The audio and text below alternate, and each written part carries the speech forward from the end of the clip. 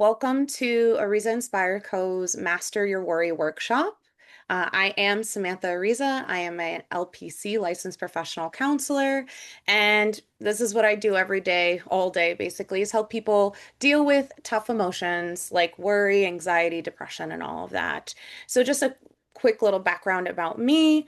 I went to school for my master's in clinical mental health counseling. But that happened because I first was a teacher and spent a lot of time talking to my students about their day-to-day life. And I always wanted to give back and do more, which is what brought me into counseling in general. And it seems like from what I've learned in all of my client sessions is that worry is a big thing. And learning about our emotions is kind of like non-existent outside of the therapy world. So one of the major reasons I started Ariza Inspire Co. is to help everyone kind of have access to this information, even if they cannot access therapy, because as much as we would love to see everybody in therapy, it is not accessible to everybody as we would wish it to be. So Master Your Worry workshop is one of the ways that I'm trying to give back and help those have access to this information. So we are going to start with this because what we see is that worry consumes a lot of our energy, our thinking resources, our emotional resources.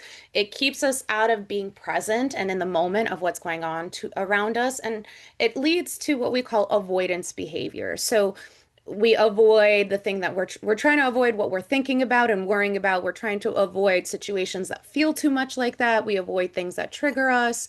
We're just avoid, avoid, avoid.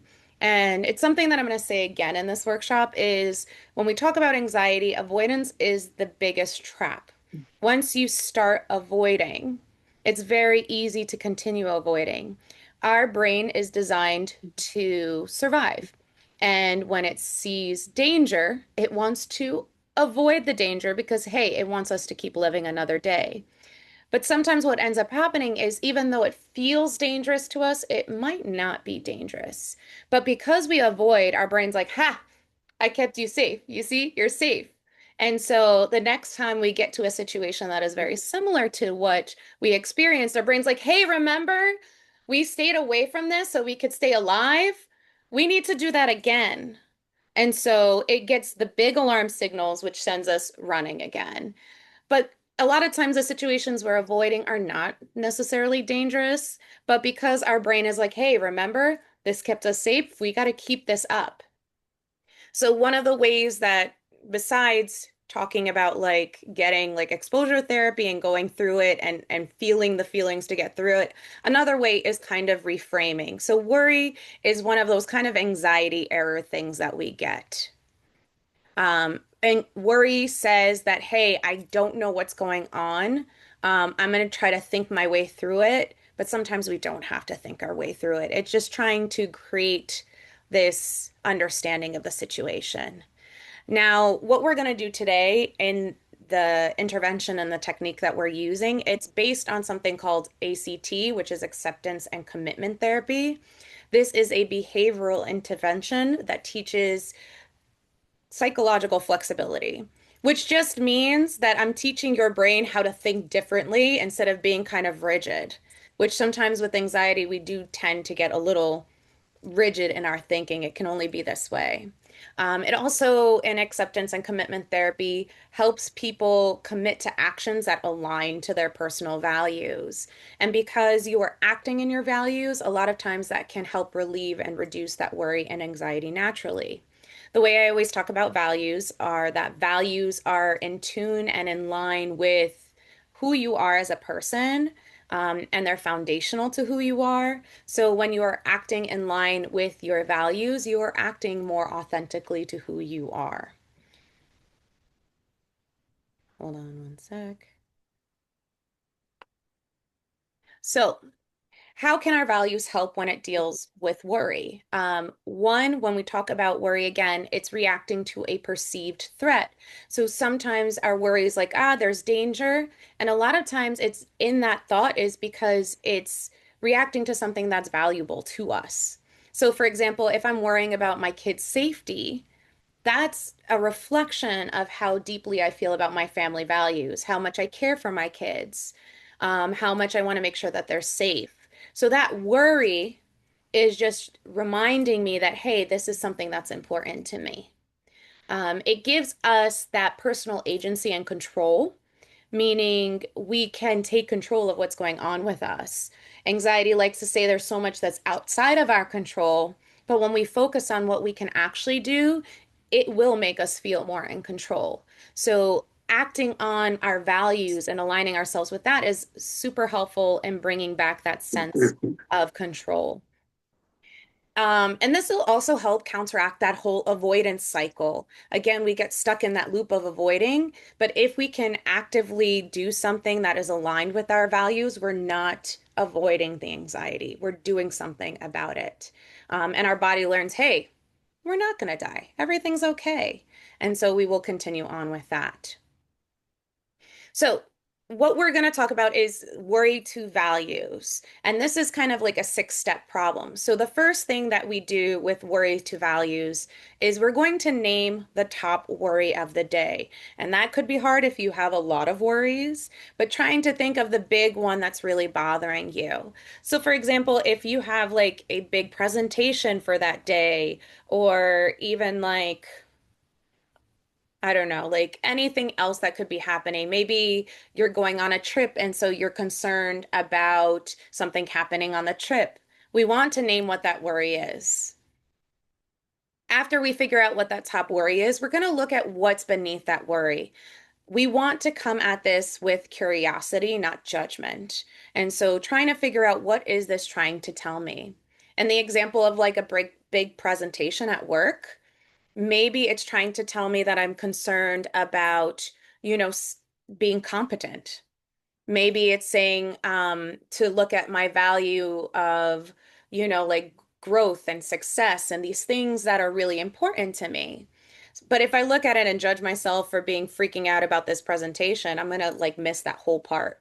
But there is something there. If I'm worrying about like my trip, if I'm going on some trip, what is the value underneath there? Safety. I am scared of being safe and feeling secure. There is always going to be something hidden underneath that worry that's really important. So instead of looking at the worry, let's figure out what's at the root of it. The next thing after we figure out the value, we need to reframe that worry. Because again, the worry is not a threat, it's a signal. It's telling us something important. So I can reframe it by saying this worry is here because I care about XYZ. So this worry is here because I care about my career. I care about my safety. I care about, connection or purpose or all of these different things. We're going to reframe it into what it's really about. So the next step is we choose a micro action. What's one small, meaningful step I can take today to honor this value? And again, it's a small action. We don't need it to be like, it doesn't need to be something huge or something that's going to take like the next 5 years. We just need something that we can do today to address what's bothering us. Let's say we're talking about that whole presentation thing again, right? And the value is about competence, right? I want to feel competent. I want to feel that I know what I'm talking about in my presentation. A micro action I can do is review my notes for that presentation. That's something I can do that aligns with that value of competence that is going to help me feel better and really address what the worry is about. If it's about safety, let's say it's about safety with my trip, or like what is one thing I can do to make sure that I'm safe on my trip? It depends on really the situation. Maybe if it's about, the safety of your hotel room, maybe you carry some of those extra locks. Maybe if you're scared of, like if you're traveling alone, maybe you share your location with somebody. What is one thing I can do right now, put my hands to really work on this thing? If I'm talking about being worried about maybe even a relationship or a friendship, and it's because I value connection with that person, maybe I send a text. Instead of worrying, I'm going to do something about it. And then step 5 is to actually take the action. So it doesn't have to, again, be dramatic. It just has to be meaningful and manageable at that moment. And then we're going to reflect. How did it feel to take this action? Did it bring a sense of meaning, clarity, and calm? And what we'll see is as we're going through and reflecting, we are going to see that we're probably not that we can get rid of worry. Worry is a natural response. It's our brain trying to what if and keep us safe and trying to predict the unpredictable. But at least by having this action, maybe it does help us feel a little bit better as we're going along the day. So that's the steps. As you can see, I have put the actual document that you can download. So I will share that and just step through it because it's the same steps that we just went through in the PowerPoint, but it is in a handout that you can complete. There's one page I want to definitely point out with it though. Um, as you can see, it goes through what the steps are and kind of goes through what we just talked about. But here is where you break down those steps again and you really write out and focus on what you are trying to accomplish with this intervention. Now on the last page right here, you'll see that I have given you a chart. And in this chart is a way to kind of keep track of how this intervention is working for you. A lot of times when it comes to therapeutic interventions and skills like this, we have to practice them. It's something we have to do, not once, not twice. We have to put it into daily use.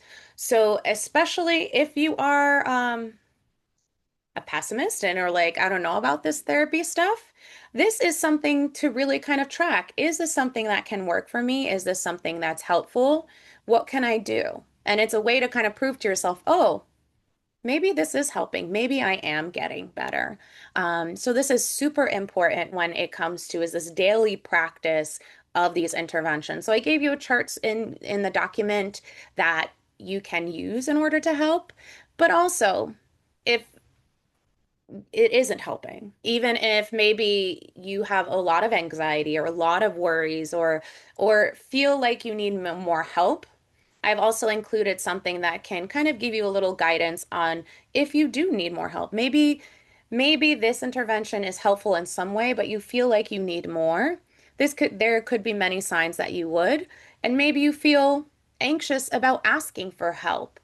I put some scripts in order for you to be able to ask for help if you need more help than this intervention in general. But at the end of the day, if there are some things that you need, you can always check out Ariza Inspire Co. and there are more resources there as well. But yeah, that's kind of my little spiel.